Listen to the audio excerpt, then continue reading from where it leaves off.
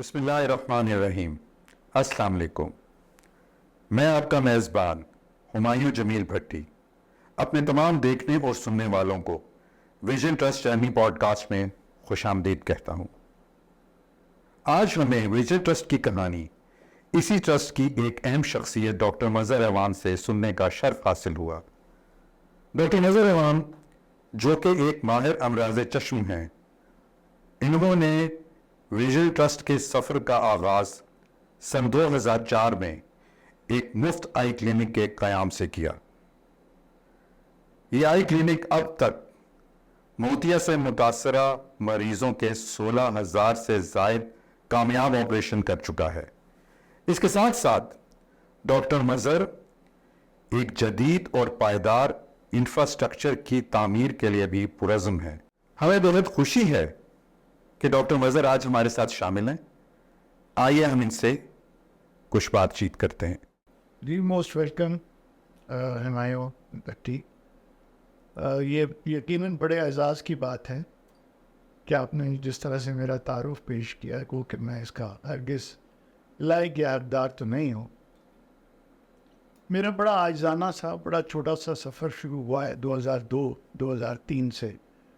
اس وقت میرا private practice اور ضروری تجربے و تعلیم کے حصول میں 20 سال گزر چکے تھے، اور میں نے اس وقت یہ فیصلہ کیا کہ اب جو کچھ بھی میرے باقی ماندہ ماہ سال ہیں ایکٹیو، اسے میں نے اب ان لوگوں کی خدمت میں وقف کرنا ہے کہ جن کو اب تک میں نہیں کر سکا، چونکہ میں اس تمام تر عرصے میں پرائیویٹ سیٹ اپس میں رہا، پرائیویٹ سیٹ اپس میں کام کرتا رہا، اور صرف ان لوگوں کی خدمت کرنے کا موقع ملا کہ جو فیسیں دے سکتے تھے، جو اس کے اخراجات برداشت کر سکتے تھے۔ دراصل کہ انسانوں کی عظیم اکثریت وہاں تک مجھ تک نہیں پہنچ پاتی تھی۔ بس اس کا احساس دل میں پیدا ہوا، اور رفتہ رفتہ وہ احساس شدت پکڑتا گیا، تاکہ مجھے ایک وقت وہ آیا کہ ایمان کی بالکل ٹھیک آزمائش میں مبتلا اللہ رب العزت نے کر دیا۔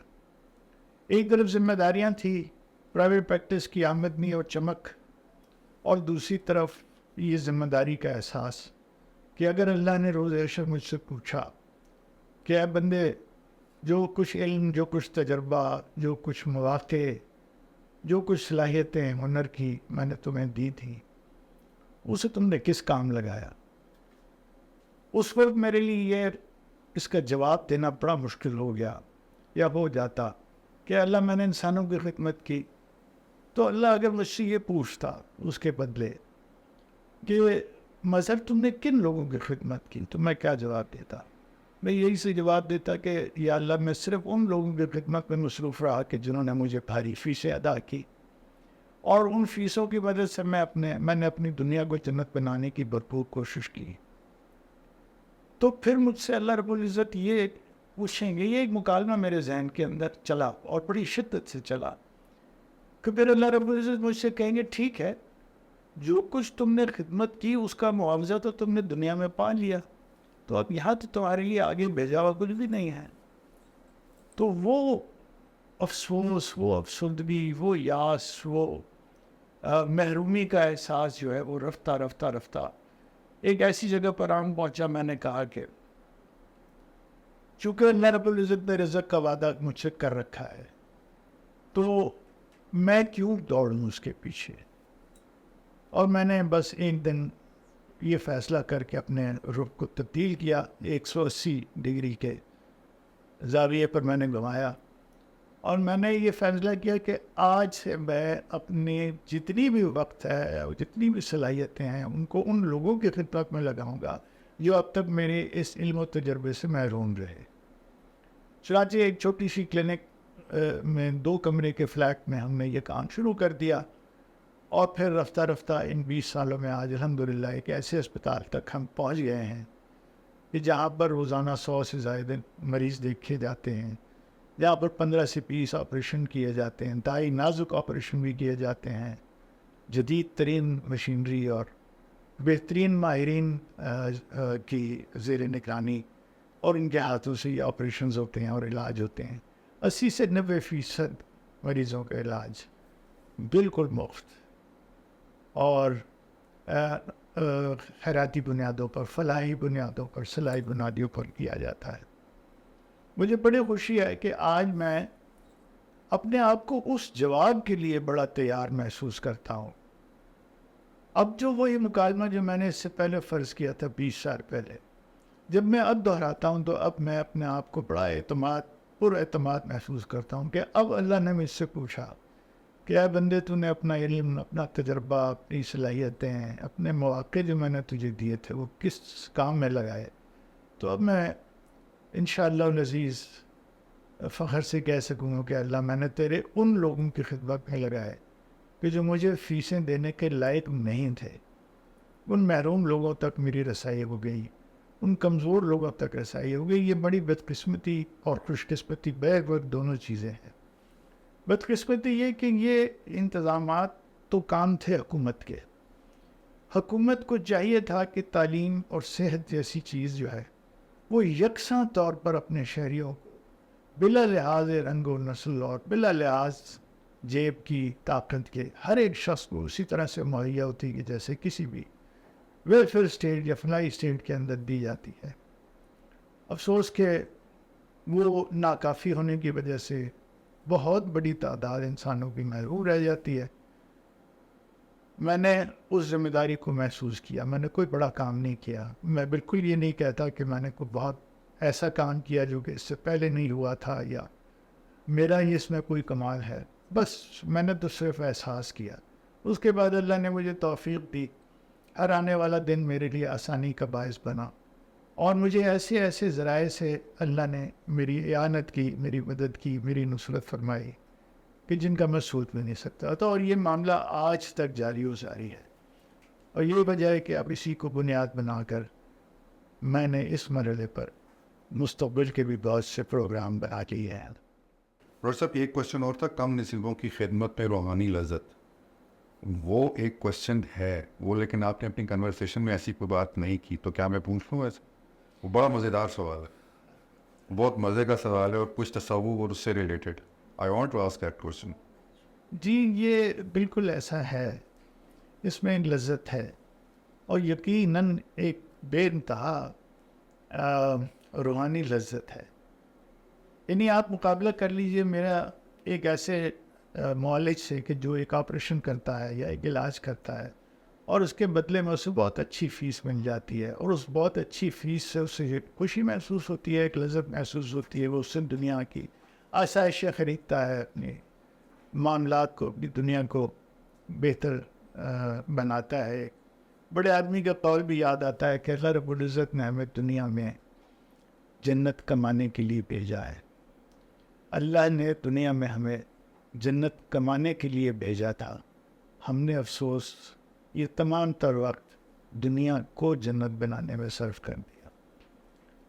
تو اس میں جو سب سے بڑی بات ہے، جو سب سے بڑی روحانی خواہش ہے، خوشی ہے، وہ یہ ہے کہ ان لوگوں کے کام جب آپ آئیں کہ جو اس کی محرومی کا شکار ہیں، جن کی رسائی میں نہیں ہیں، جن کی دسترس میں نہیں ہیں، جب آپ ان کی خدمت کرتی ہیں تو وہ جو ان کے دل سے، تو اللہ کے حال، اللہ جانتا ہے ان کے دلوں کے حال، لیکن جو کچھ وہ اپنی زبان و بیان سے جو ظاہر کرتے ہیں خوشی، میں آپ کو یقین دلاتا ہوں کہ ساری دنیا بھی اس کے بدلے میں فیس میں مجھے مل جائے، دنیا کی ہر خواہش مل جائے، دنیا کی ہر آسائش مل جائے، وہ اس خوشی اور اس لذت کا مقابلہ نہیں کر سکتی جو ایک غریب، ایک مفلس، ایک نادار، ایک مجبور، ایک بے کس انسان کی جب آپ داد رسی کرتے ہیں اپنے اس علم و تجربے سے کہ جو اللہ کا دیا ہوا ہے، آپ کا اس میں کوئی کمال نہیں ہے، تو بہت بڑی روحانی لذت محسوس ہوتی ہے اور اس کا نشہ ہو جاتا ہے. یقین مانیے کہ پھر اس کے بعد انسان کو مزہ نہیں آتا کسی اور کام میں، اور اللہ پاک اس میں توفیق میں بھی اضافہ کرتے ہیں، زیادہ سے زیادہ افراد کے کام.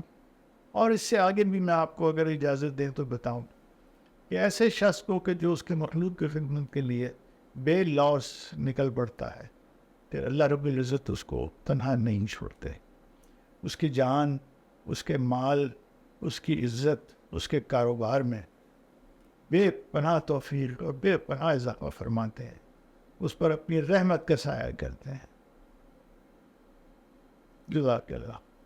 ڈاکٹر صاحب، آپ نے کم نصیبوں کی خدمت کرنے میں ایک روحانی لذت حاصل کرنے کا ذکر کیا.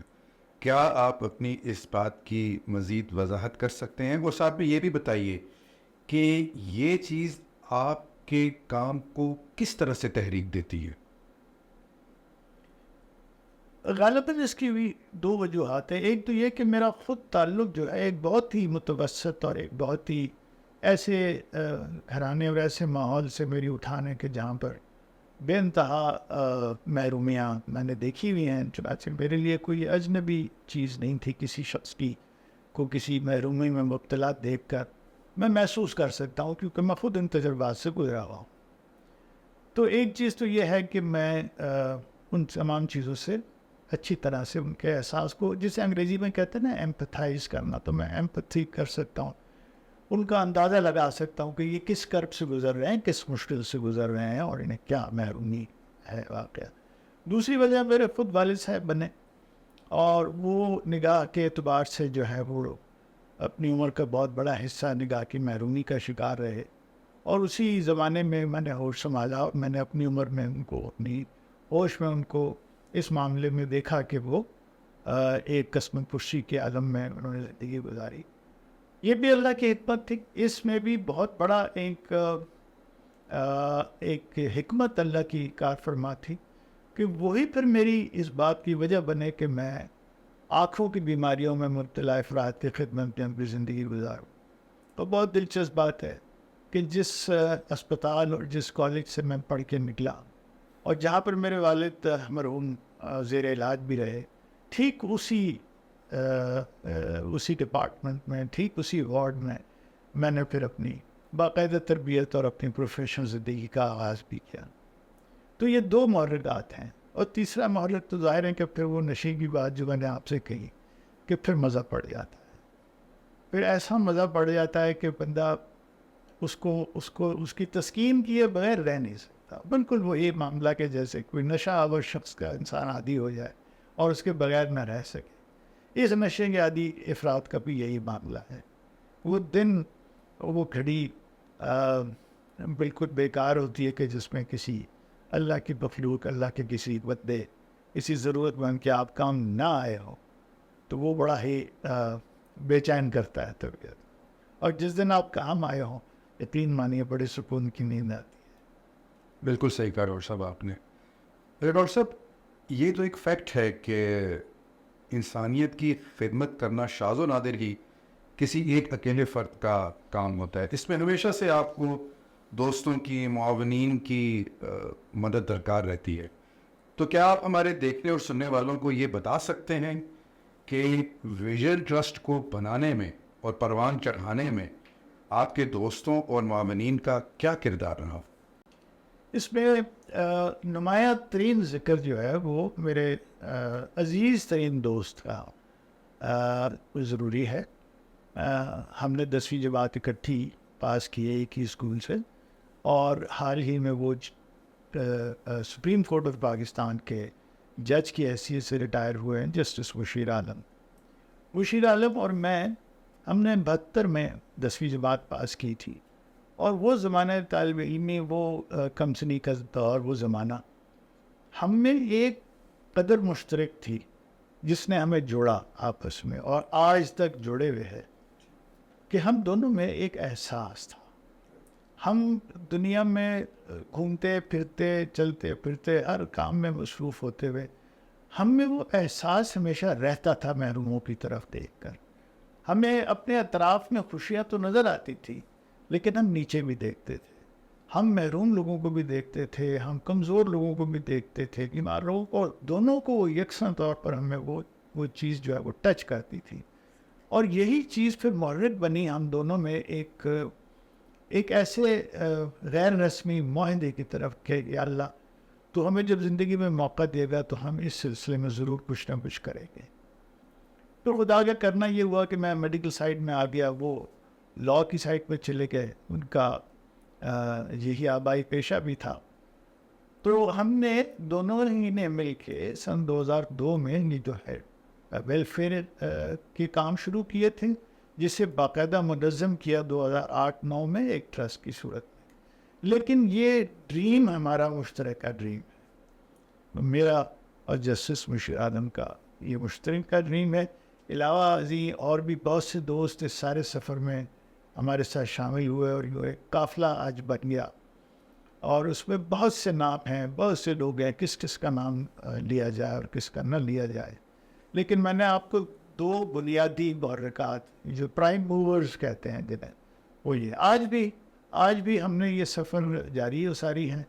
بلکہ دلچسپ بات یہ ہے کہ جب انہیں سپریم کورٹ آف پاکستان سے دوبارہ 3 سال کی مزید مدت کے لیے آفر دی گئی کہ آپ ریٹائر تو ہو گئے لیکن آپ مزید 3 سال کے لیے اضافی طور پر آ جائیے انہیں مراعات کے ساتھ اور انہیں سے تمام چیزوں سہولتوں کے ساتھ. تو میرے اس عزیز ترین دوست ہیں، میرے اس محترم دوست نے صاف طور پر یہ کہہ کر معذرت کر لی کہ میں ویلفیئر کے کام میں ویژن ٹرسٹ کے کاموں میں مصروف ہوں، اپنے آپ کو آف کر چکا ہوں، چنانچہ میری معذرت کو قبول فرمائی. یہ میرا سرمایہ ہے، یہ ہم دونوں کا سرمایہ ہے، یہ میرا نہیں معاف کیجیے، یہ ہم دونوں کا سرمایہ ہے. آج ہم اس کام کے اندر مشترکہ طور پر چل رہے ہیں، اور آگے مستقبل کے تمام تر پروگرام ہمارے مشترکہ ہی ہیں. اس میں ہم ایک ساتھ روا دوا ہیں، اور بہت سارے آپ کی طرح کے دوست ہیں ہمارے کہ جو اس کام میں ہمارے ساتھ شامل بھی ہوئے ہیں، مددگار بھی ہیں. کچھ لوگ ہمت بڑھاتے ہیں، کچھ لوگ سرمایہ کے ساتھ مدد کرتے ہیں، کچھ لوگ دعاؤں کے ساتھ مدد کرتے ہیں. اور اللہ رب العزت وہ ذرائع پیدا فرماتا ہے کہ جو ہمیں آگے بڑھنے کے لیے ہمت پیدا ہوتی ہے، ہم بڑھتے بھی ہیں، مواقع پیدا ہوتے ہیں. ڈاکٹر صاحب، انسانیت کی خدمت کا جو آپ کا کاز ہے ویژن ٹرسٹ کے زیر سایہ، اس میں آپ ایک بہتر اور بڑی سہولت انفراسٹرکچر بنانے کے لیے پر امید ہیں. کیا آپ ہمارے دیکھنے اور سننے والوں کو کے ساتھ ویژن ٹرسٹ کا جو مستقبل ہے اس میں اپنے کچھ ویوز شیئر کر سکتے ہیں؟ اور دوسرا اور اسی سوال کا دوسرا پارٹ میں آپ سے یہ پوچھنا چاہوں گا کہ جس معاشرے میں ہم رہتے ہیں، اس معاشرے میں آپ کو کس طرح کے اثرات پیدا کرنے کی امید ہے؟ چونکہ میں بنیادی طور پر ایک ماہر چشم ہوں، آئی اسپیشلسٹ ہوں، اس وجہ سے میرا جو سفر کا جو بڑا حصہ ہے وہ اسی آنکھوں کی بیماریوں میں مبتلا افراد کے علاج معالجے اور اسی کی پریشانیوں میں مبتلا افراد کی داد رسی اسی سلسلے میں رہا. لیکن رفتہ رفتہ جب جیسے کہ اللہ کا ایک قاعدہ اور قانون ہے کہ وہ توفیق میں اضافہ فرماتے ہیں، تو ہم نے بھی اسی دی ہوئی توفیق کی تحت یہ فیصلہ کیا ہے کہ اس کام کو پھیلایا جائے. 2-3 چیلنجز ہمارے سامنے آئے جو کہ اس تجربے کے طور پر بھی اس سفر کے دوران پیش آئے. ایک تو میں محسوس ہوا کہ اس میں ہیومن ریسورس کی بہت کمی ہے اس فیلڈ میں. یعنی ہمیں ایسے افراد کہ جو اس کام میں ہمارے معاون ہوتے ہیں، بنتے ہیں، اس کی بہت کمی ہے ہمارے یہاں، بلکہ شدید کمی ہے. کیونکہ جو ماہرین ہیں وہ تو تمام کے تمام شہروں میں ہیں، اور آپ کو معلوم ہے کہ شہریوں کی اکثریت تو شہروں میں رہتے ہوئے بھی محرومی کا شکار. یعنی یہ آپ کے لیے شاید نئی بات ہو کہ بظاہر تو وہ شہروں میں رہتے ہیں، مگر شہروں کے ایسے حصے اور ایسی مضافات ہیں کہ جہاں پر اتنی ہی یا اس سے زیادہ شاید مجبوری اور محرومی ہوتی ہے.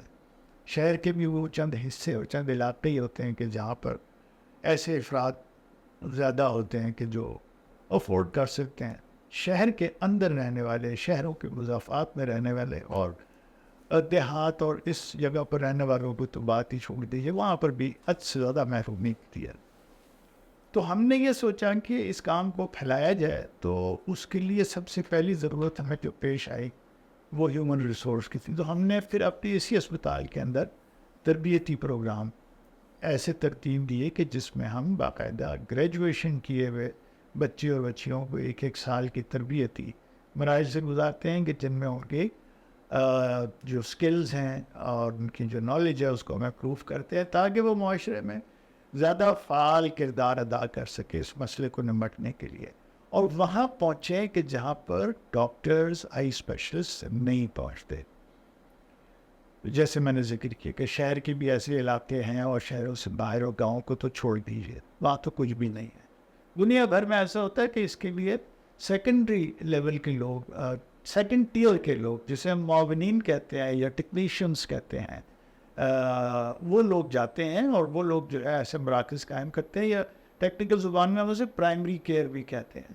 تو ایسے پرائمری کیئر کے افراد جو ہے وہ ہمارا بنے, ایک چیلنج بنے, اور اس کو ہم نے اس طرح سے اپنے طور پر اپنی حیثیت میں جو معمولی ہے لیکن ہے صحیح. دوسرا ہم نے یہ محسوس کیا کہ چونکہ نگاہ کی کمزوری یا کمی ایک امپیئرمنٹ ہے, اور انسان کو اس کے علاوہ دیگر امپیئرمنٹس کا بھی تو معاملہ درپیش ہے. مثلا سماعت سے بھی محرومی ایک امپیئرمنٹ ہے.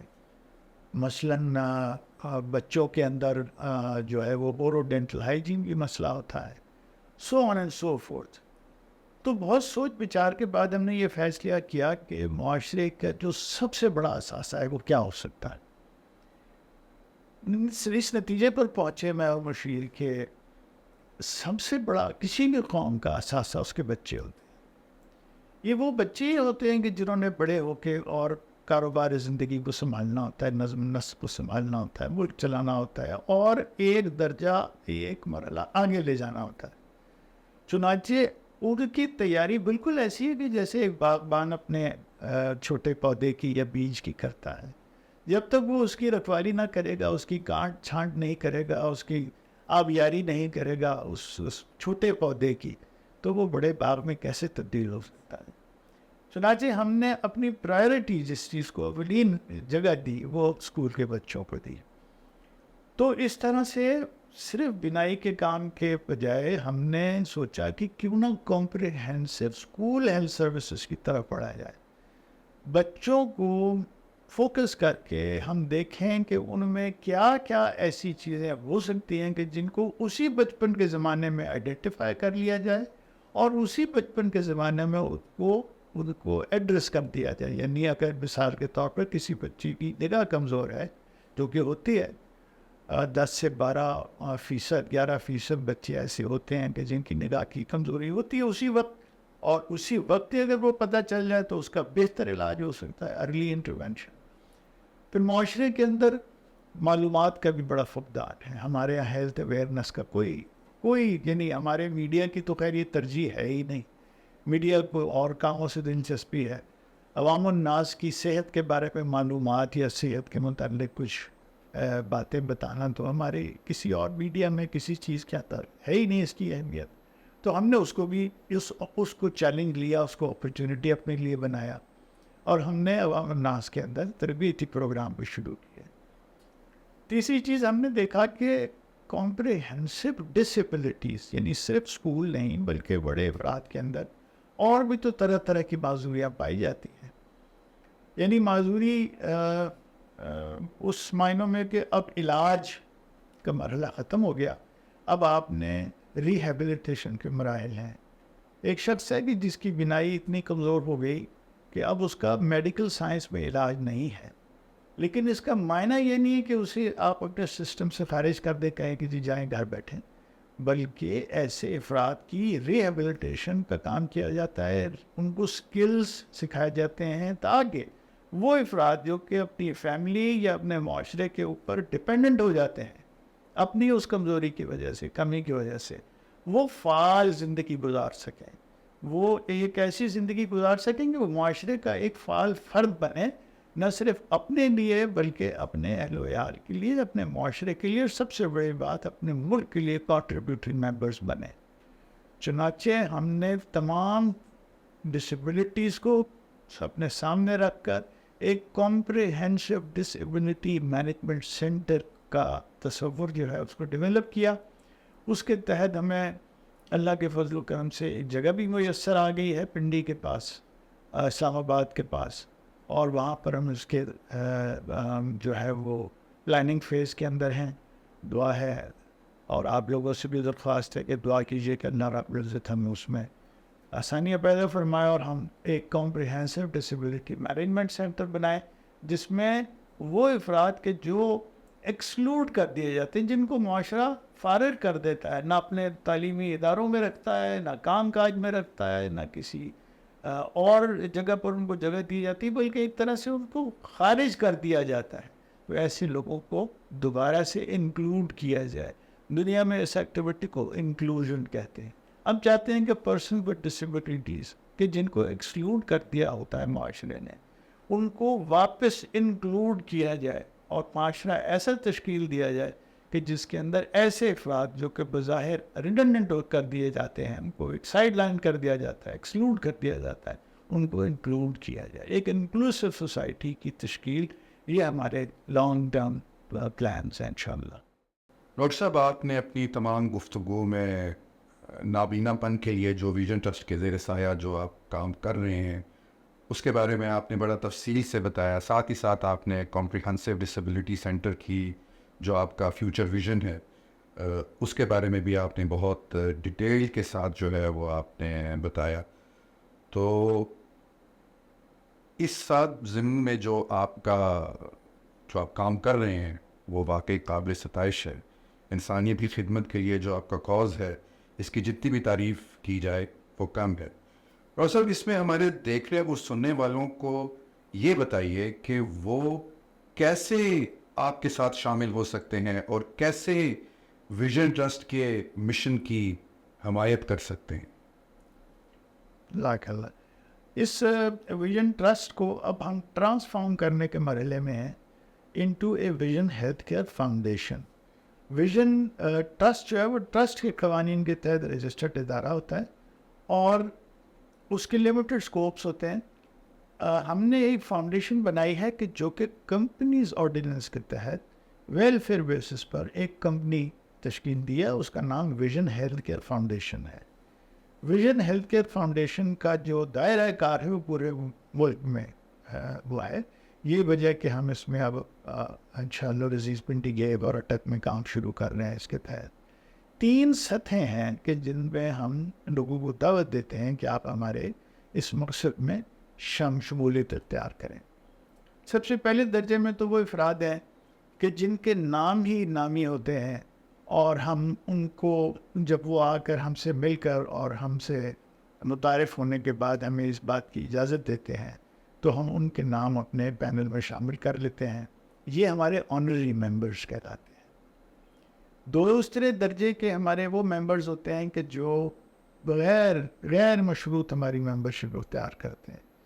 یہ وہ لوگ ہوتے ہیں کہ جو اپنی صلاحیت، اپنے وقت، اپنے مشورے اور کچھ نہیں تو اپنی دعا سے ہمارے مددگار بنتے ہیں، ساتھی بنتے ہیں. اس کیٹیگری میں ہماری اولین کوشش ہے کہ ہم نوجوانوں کو انڈکٹ کریں، ہم فریش بلڈ کو انڈکٹ کریں. اس کی بنیادی وجہ یہ ہے کہ اس مشن نے آگے چلنا ہے.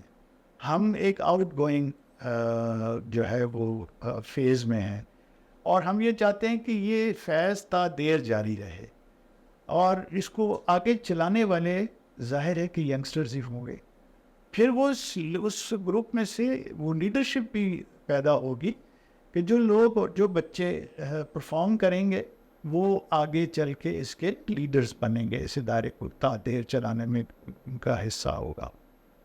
تیسرے درجے میں ہم نے ان لوگوں کی ممبرشپ بنائی ہے، درجہ یعنی وہ کیٹیگری بنائی ہے کہ جو ہمارے صنعت کار حضرات ہیں، جو ہمارے کمپنیز ہیں، جو کاروباری حضرات ہیں. بہت سے ایسے لوگ ہیں کہ جو ہمارے مددگار ہیں اور مستقبل میں بھی ایسے بہت سارے ادارے ہم چاہیں گے کہ ہمارے ساتھ زیادہ سے زیادہ. ان کو ہم کارپوریٹ ممبرس کہتے ہیں. تو corporate members, executive members and honorary members, یہ 3 کیٹیگریز ہم نے جو ہے اجرا جاری کیے ہیں. ان کی تفصیل جو ہے آپ کو ہماری ویب سائٹ vision-foundation.org VHC- یہ آپ کو اسکرین پر نظر آ جائے گی. اس ویب سائٹ پر آپ کو اس کی تفصیل مل جائے گی. آئیے ہمارے ساتھ شامل ہوں، ہمارے پرپس کے ساتھ شامل ہوں، ہمارے ہم خیال بنیں، ہمارے مددگار بنیں. جس حیثیت پہ کوئی شرط نہیں. آپ فقط دعا گو ہونا چاہتے ہیں، آپ دعا دے دیجئے، ہمارے لیے وہی کافی ہے. اور اپنی صلاحیت کا کچھ حصہ دینا چاہیں، اپنے وقت کا کچھ حصہ دینا چاہیں تو کسی طرح سے بھی شمولیت کریں. اس میں ہماری کوشش اور پریفرنس اس کی ہے کہ اس میں ینگ اینڈ فریش بلڈ کو شامل کیا جائے. آخر میں اپنے تمام دیکھنے اور سننے والوں سے، جیسا کہ ڈاکٹر مظہر نے بھی، آپ نے ان کی باتیں سنی، انہوں نے بھی گزارش کی ہے، اور میں بھی ایک بار پھر اپنے تمام دیکھنے اور سننے والوں سے کہ گزارش کرتا ہوں کہ ویژن ٹرسٹ کے مشن میں ہمارے ساتھ شامل ہوں. ویژن ٹرسٹ کی مشن کی حمایت کیجیے، ہمارے چینل کو لائک کیجیے، سبسکرائب کیجیے اور اپنے قیمتی کمنٹ سے نوازیے. اور ہم بہت جلد ایک اور پر اثر کہانی کے ساتھ واپس آئیں گے. ڈاکٹر صاحب، آپ کا بہت بہت شکریہ، اور آپ سب لوگوں کا بھی بہت بہت شکریہ.